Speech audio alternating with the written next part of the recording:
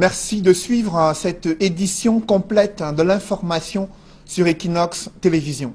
Certains candidats à l'élection présidentielle contestent cette première tranche de financement public de la campagne électorale fixée à 15 millions de francs CFA. Ce montant est jugé insuffisant et dérisoire par des représentants des candidats à l'élection présidentielle. D'autres ont clairement refusé de décaisser ce montant au ministère de l'administration territoriale. Ils dénoncent le cynisme des pouvoirs publics. Emmanuel Diop et Guy Zogo.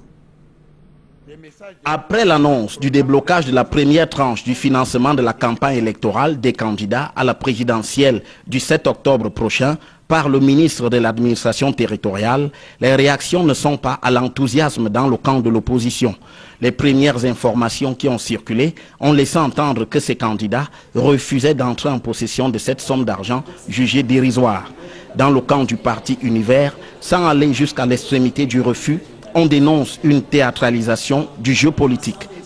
Nous sommes encore dans la théâtralisation du jeu politique et dans une très mauvaise instrumentalisation du financement des campagnes électorales.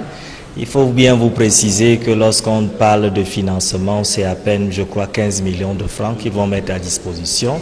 Donc juste de quoi payer un peu de carburant, quelques flyers et même pas de quoi entretenir même ne serait-ce que la cellule de communication.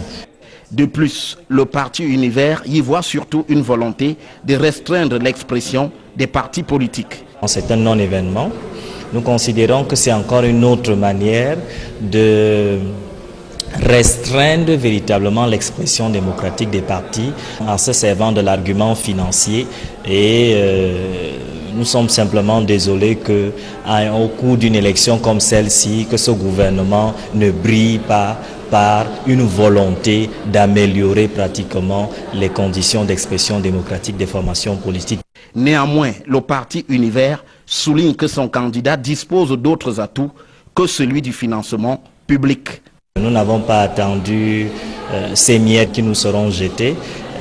Nous sommes engagés pratiquement dans une vaste opération de fundraising à travers les numéros que nous avons et à travers les comptes bancaires afin que l'ensemble des Camerounais contribuent afin qu'au soir du 7 octobre pratiquement nous sortions victorieux en dépit de ces petites manœuvres qui sont mises en place. Pour sa part, loin de ces récriminations, le RDPC s'est enfermé dans un grand mutisme à ce sujet.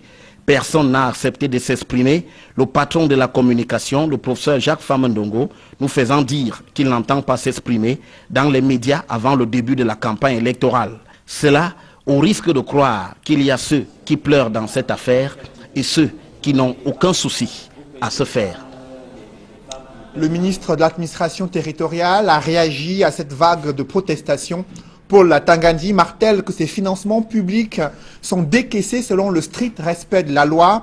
Il précise que les représentants du candidat du RDPC et d'autres ont déchargé ces fonds publics. Le reste sera alloué en fonction des résultats obtenus après l'élection présidentielle. Seuls les candidats ayant obtenu au moins 5% des suffrages exprimés peuvent bénéficier du second décaissement de ces financements publics destinés à la campagne électorale. Et ce conseil électoral qui dit être prêt pour l'organisation d'une élection présidentielle à condition que tous les acteurs du processus électoral jouent également leur partition sur la route d'Etoudi 2018. Les membres du conseil électoral comptent sillonner le pays pour s'assurer que tout est fin prêt dans les différents démembrements de l'ECAM pour l'organisation de cette élection présidentielle prévue le 7 octobre 2018. Des précisions avec Emmanuel Diop et Marcelin Gansop. Plus que quelques jours et le coup d'envoi de la campagne électorale sera donné, conformément à l'article 87 du Code électoral. À Elections Cameroun, l'on se dit prêt à relever le défi de l'organisation du scrutin du 7 octobre. Nous sommes vraiment prêts. Vous savez que tout est programmé, les élections sont programmées. On ne joue pas à compte-gouttes. La date c'est le 7 octobre. Mais soyez rassurés que tout est fin prêt pour que les élections puissent se dérouler dans de très bonnes conditions. Nous avons fait le tour des pays de l'Europe, nous avons fait les pays africains et le relais a été pris par la direction générale qui est présentement sur le terrain en vue de la remise du matériel et la formation des scrutateurs. Pour autant, Des descentes sur le terrain sont programmées entre le 21 septembre et le 1er octobre 2018. Ça nous permet d'évaluer la situation et nous permet de faire une descente sur le terrain en vue de vérifier si le matériel électoral est effectivement arrivé à bon port, si toutes les activités qui devaient être menées sont menées. Et nous allons aussi, les membres du conseil vont aussi vivre la campagne pour voir un peu comment ça se passe et donner les diligences nécessaires sur le terrain. Il s'agira pour les membres du conseil électoral d'évaluer le niveau de distribution des cartes d'électeurs, de préparer la publication des listes électorales définitives au niveau des antennes communales, d'auditer l'état de répartition des bureaux de vote avec pour corollaire la vérification de la mise en place effective des commissions locales de vote et des commissions départementales de supervision. Il sera aussi question de superviser les activités de lancement de la campagne électorale et enfin d'évaluer le niveau de formation des personnels des démembrements territoriaux. Autant de défis que doit relever le conseil électoral, surtout en cette période où la problématique de la communication et de la sécurisation du processus électoral se pose avec acuité. En se réjouissant du climat apaisé qui prévaut désormais à Elekam, le président du conseil électoral a invité ses collaborateurs à se donner à fond afin qu'au soir du 7 octobre, Elections Cameroun n'ait rien à se reprocher dans la conduite du scrutin présidentiel. Et à quelques jours de l'ouverture de la campagne électorale, le comité d'organisation du meeting de Cabral-Libye déclare que leur événement prévu initialement le dimanche 23 septembre au stade de Sikam est interdit. Selon le dit comité, le sous-préfet de Douala 5e invoque l'indisponibilité du stade de Sikam à Douala. Pourtant, les organisateurs du meeting disent avoir obtenu le document qui atteste de l'attribution de ce stade pour le meeting de Cabral-Libye après le versement des frais d'occupation. Après une réunion d'urgence, les organisateurs de ce meeting maintiennent la tenue de ce meeting au stade de Sikam le dimanche 23 septembre, jour de campagne électorale au Cameroun. Et parlant du ministre de l'administration territoriale, Paul Atangandi, lui, il est d'ores et déjà en pré-campagne électorale. Hier, à Douala, au parcours Vita, il a mobilisé des conducteurs de moto, taxi, avec un air de lancement de la campagne du RDPC dans le département du Vouri.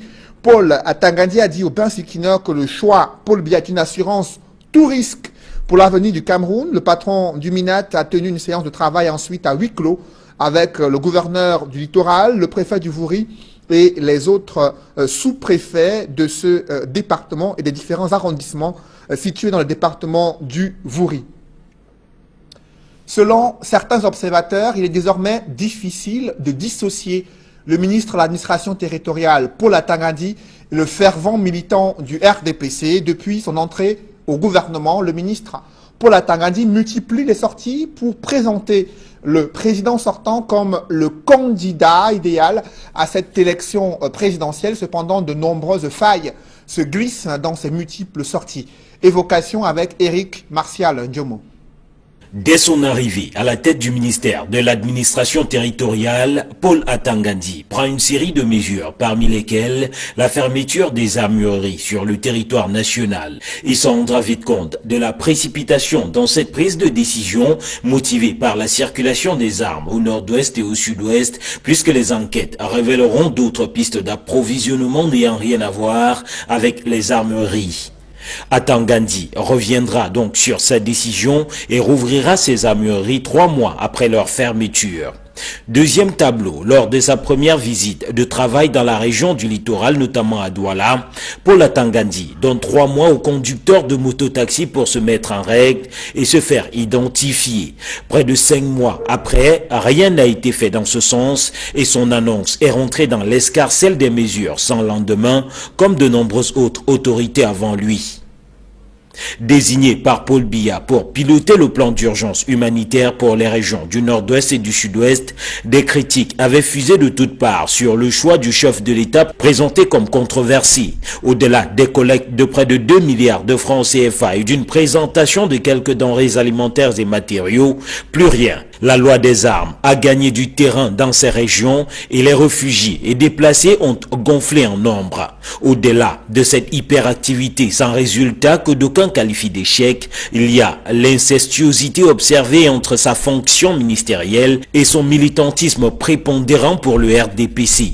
Le ministre à tout faire revient de toutes les descentes sur le terrain, chargé de motions de soutien à Paul Biya, lui qui est paradoxalement présenté comme le ministre des élections de par son département ministériel. L'affaire de sondage donnant Paul Biya largement vainqueur de la présidentielle et qui a pour auteur, selon plusieurs journaux, un de ses proches, illustre à suffire pour certains la méthode Atangandi. S'agit-il d'un calcul politique en vue de la présidentielle ou alors la recherche réelle du bien-être des populations dans la région de l'Adamawa? La question se pose avec acuité au moment où le gouvernement vient de ressusciter un projet de recherche et d'exploitation de la minerai bauxite dans cette région du Cameroun.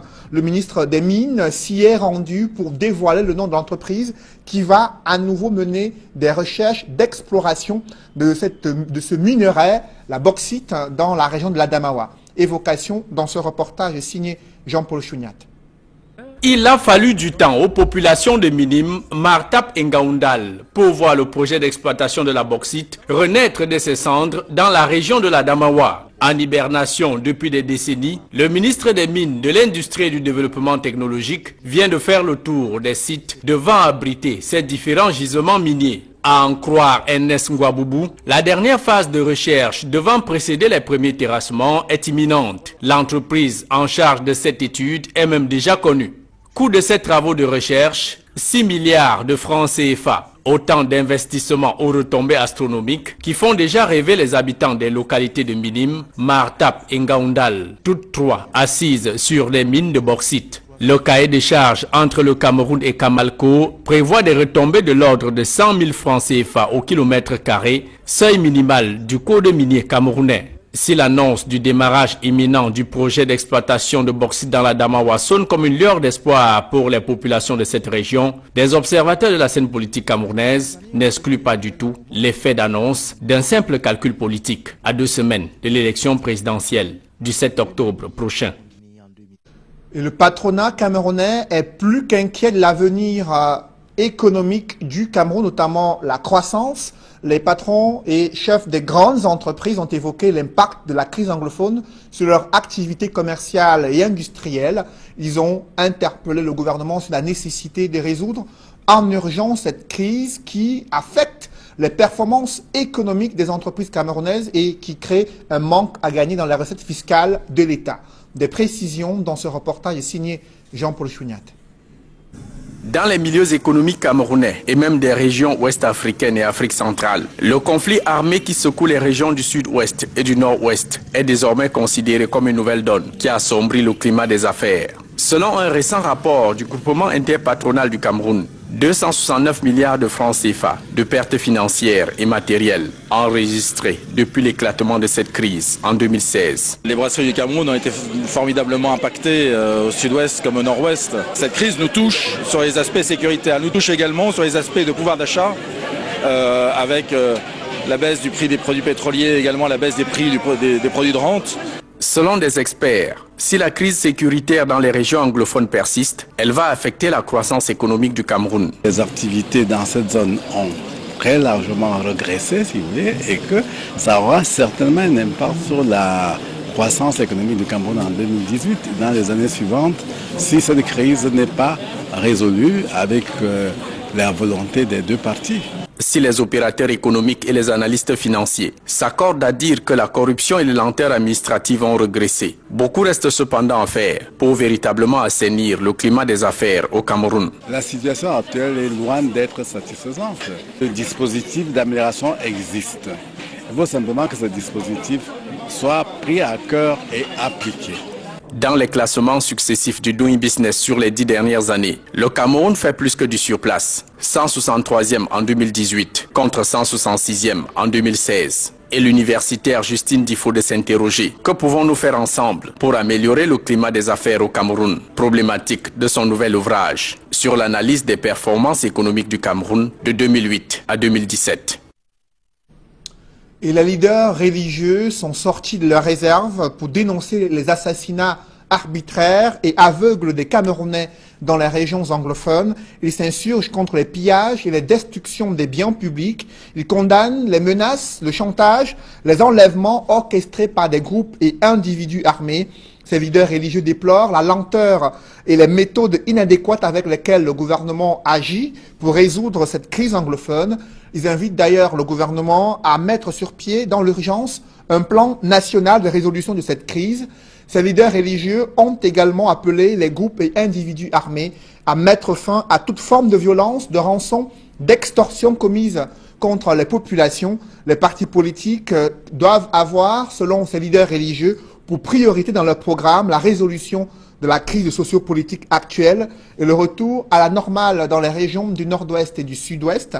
C'est en substance la déclaration des leaders du Conseil des églises protestantes, du Conseil supérieur islamique et de la conférence épiscopale nationale du Cameroun.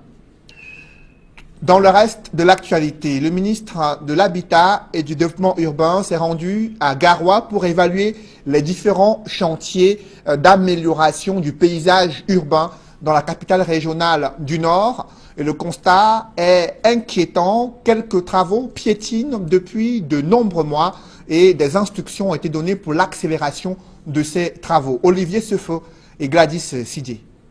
Après sa dernière visite au mois de mai, Jean-Claude Bointou, de retour à Garoua, dresse un bilan mitigé de l'avancement des travaux. Les routes qui vont s'étendre sur 60 km pour un coût total de 45 millions de francs CFA ont accusé un retard. Le ministre a donc instruit à l'entreprise en charge des travaux d'accélérer les choses et aux délégués du gouvernement d'en assurer le suivi. Les chantiers doivent être livrés au mois de mars 2019. Le déploiement sur le terrain pour que ces travaux soient prêts. Les populations dont les maisons avaient été détruites déplorent le fait que rien ne soit encore sorti de terre à cet endroit, devant abriter un espace vert. On nous a détruits, hein. Il n'y a pas là où dormir, vous voyez comment on est malade. Les gens vivent en l'air comme ça ne va pas. Nos voisins, on ne sait même pas là où ils sont partis, les gens sont éparpillés comme les poussins.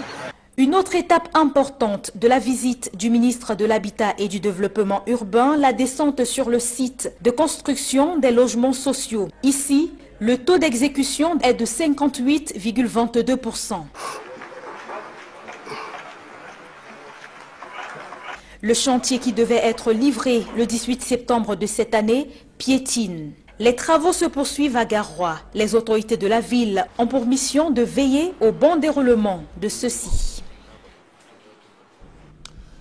Toujours dans le cadre des axes routiers et l'aménagement routier au Cameroun, la capitale économique est encore confrontée à ce problème des routes qui sont en piteux état, notamment en Banga Pongo, dans le 3e arrondissement de Douala. Les populations qui espéraient bénéficier d'un projet d'aménagement routier, rien n'a été fait jusqu'ici. Du coup, elles doivent effectuer un véritable parcours de combattants pour se rendre chez elles ou alors sortir de cette banlieue située dans le 3e arrondissement de Douala. Reportage Warren Zede et Xavier Foka. Cette allée n'est pas une rivière ordinaire. C'est la route principale qui dessert le quartier Banga Pongo.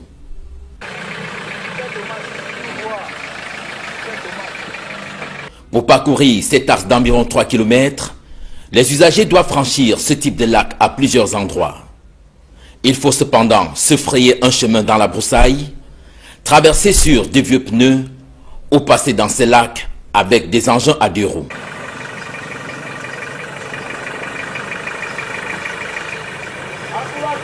Tous les jours, avant d'entrer chez moi, je tombe dans l'eau, je marche dans l'eau, la boue, etc.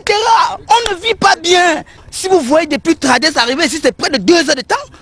Il faut que la moto te porte. À 5 minutes, tu dois descendre, marcher dans l'eau, enlever les bottes. Seuls des véhicules comme celui-ci et des motos conduites par de courageux pilotes parviennent à traverser ces lacs de cratères. La conséquence est immédiate sur le coût de transport. 1000 francs pour entrer dans Banga Pongo, c'est pas bien. À 21h, là-bas, on te demande 1500 francs. Souvent, tu ne parviens pas à entrer parce que tu dois dormir dehors. Dormir, payer peut-être une hôtel, peut-être parce que tu n'as pas eu la moto pour entrer dans Banga Pongo. Nous sommes vraiment dépassés, mes frères. Regardez l'état de route. Vous-même, vous êtes sur le terrain. Les élèves, les enseignants et autres usagers du collège d'enseignement secondaire de Banga Pongo, obligés d'utiliser cette route, ont chacun sa méthode pour rallier l'établissement. Souvent quand j'arrive dans les cours d'eau, je retire les chaussures avant de traverser. Il y a l'eau en route partout. Comme je suis déjà ancienne ici, je connais déjà les routes où il n'y a pas l'eau. Pour venir à l'école, je passe par ces routes-là. Il y a des endroits même où il faut parfois que le parent prenne de la peine à porter l'enfant sur le dos avant de le traverser de l'autre rive pour que l'enfant continue à pied. L'état de cette route a aussi des répercussions sur le déroulement des enseignements. Pour dispenser les cours d'espèces ici, à ce pareil moment, c'est pas facile. Il faut peut-être attendre le mois d'octobre, fin octobre pour lancer pour les enfants, en fin octobre. Vous avez quoi, 7h30, 8h ici. Vous arrivez à Tradex, vous passez 2 heures de temps pour avoir la moto, pour venir ici. Et donc vous arrivez ici à 9h, vous avez quoi, 7h. Vous n'avez pas fait cours. Parce qu'il n'y a pas de moto, pas d'engin. À cause de la route. L'aménagement de cette route avait été pourtant prévu dans les projets de l'année qui s'achève. On a dit que la seule route a été travaillée depuis, mais finalement nous sommes là depuis. On ne voit pas là où on a travaillé. Moi j'ai vu BIP 2018, Bangapongo 2018, BIP.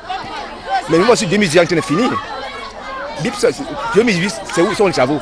Face à cet abandon par les pouvoirs publics, le comité de développement du quartier Bangapongo a décidé de prendre le taureau par les cornes. Nous avons mis des gens dans le quartier pour passer à la collecte, pour pouvoir essayer de fermer les trous. Et nous avons eu à acheter à louer des camions pour aller porter des déchets de ferraille dans des sociétés pour venir remplir certains trous que vous voyez sur la route. Malgré cet engagement, les populations subissent toujours le revers de cette route impraticable.